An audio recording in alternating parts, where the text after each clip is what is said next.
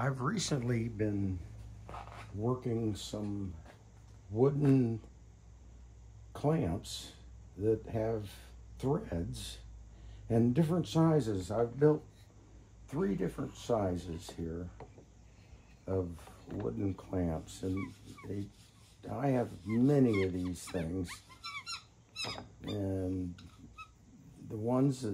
many that I have were made by my father years and years ago. So I have used those tools to create another size, this medium size, and then there's the large size here. That's got maple. These others are walnut. It can be done in most hardwoods, but I find that the walnut is the easiest. Now, I've just threaded one of these small clamps using this tool here that's made in Germany, and this is called a half-inch size, I guess. And then there are 2 spindles then. This spindle needs to be threaded, and it will go through this tapped hole here, which I haven't tapped yet. And then I've got the other spindle here, and I was getting ready to thread that. So the way this works, I just clamp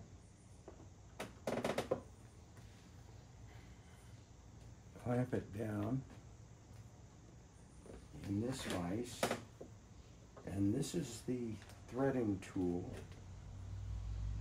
and it requires some precision positioning of the cutter in the jaw here, and also the sizing of the diameters are very important for these to work well. Now, I like to lubricate this spindle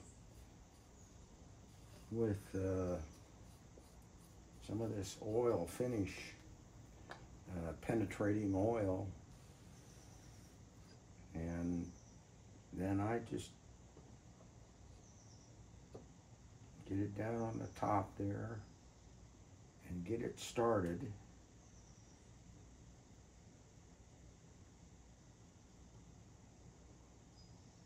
Seems to be going quite well, and I should be seeing some of the cutout material here. I can start to see some of the cutout material that's coming out. That seems to be working quite smoothly. I'm not running into some tough areas or whatever. It's just very smooth.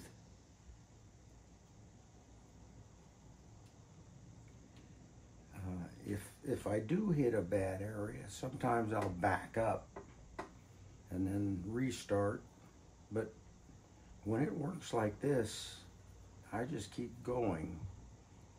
Now there's a stopping point down there at the bottom, about a 3/4 inch length, that's unthreaded. But you can see this is very fine threads.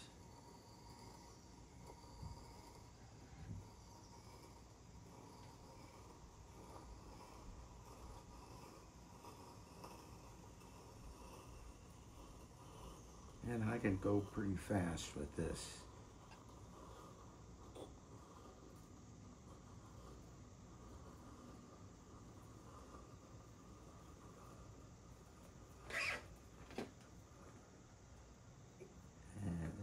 getting a little rough. Sometimes the diameter, when you're turning this diameter here, it has to be constant and very accurate. If it gets fat at some point, then the threader is going to stop, and that's going to make it hard. So the way, when I'm on the lathe with this, for example, this is a 1/2 inch diameter. I'll use a half inch open end wrench tool to check that it will go down, and I'll use that to help tell me whether I got any fat areas in the turning. So those open end wrenches really do help.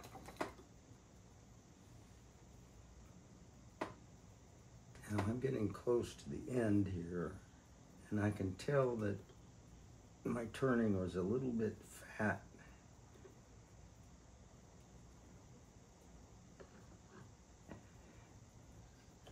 But it's still working nicely. I forget. Yeah, here's it. I've made drawings of all these sizes. This is the medium size, which is this one. And so I've got detailed dimensions, and it's really critical about the dimensions. And here I had them wrong at first. I showed 3/4 inch. Actually, it's 5/8 inch diameter. So these have helped to make these. Here I'm saying on this middle screw, this is 3/4 inch diameter. Make it slightly less with sandpaper. Sometimes I do that, or I just use the 1/2 inch wrench that tells me pretty closely. So this is ready to back out and test in the jaw. I've only tapped one hole here in the jaw.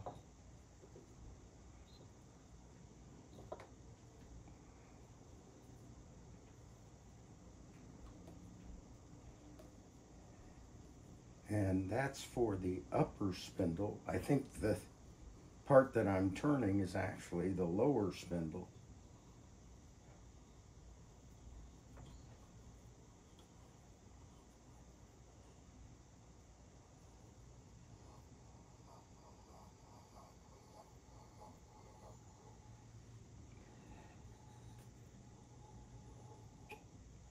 Okay, I'd like to pull this away and insert it into the jaw.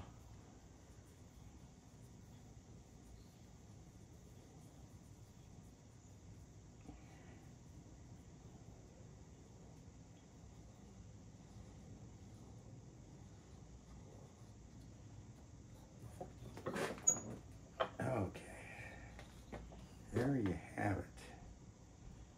Notice how clean those threads are. Very nice. And this, this is this end, the upper spindle. So I've got to, this hole needs to be just sanded a little bit. It's too tight. But here,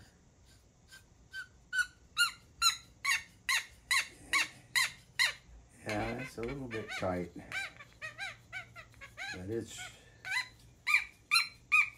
now, one of the things that helps, I've only tapped that hole once, usually go back and tap it the second time, and that seems to clear up some of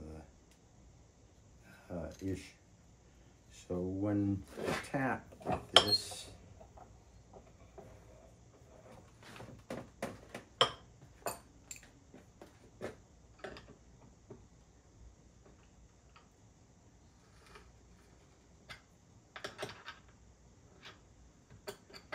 oops, this is, let me start it.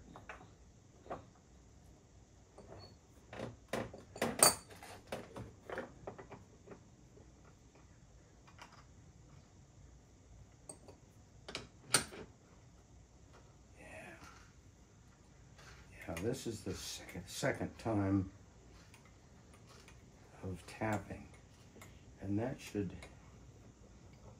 help a little bit with the spindle working.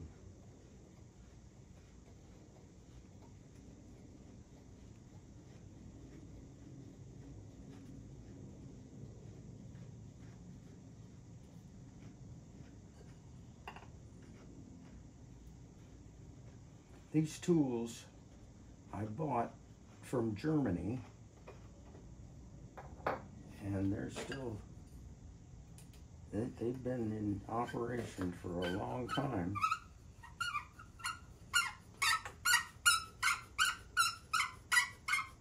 That's better.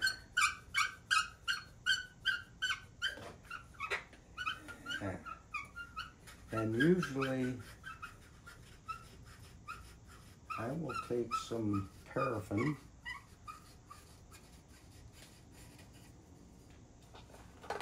like this, paraffin,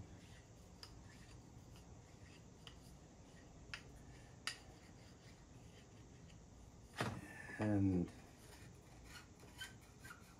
let that help with the movement. They're very strong, long-lasting, and flexible, handy clamps to have in the shop.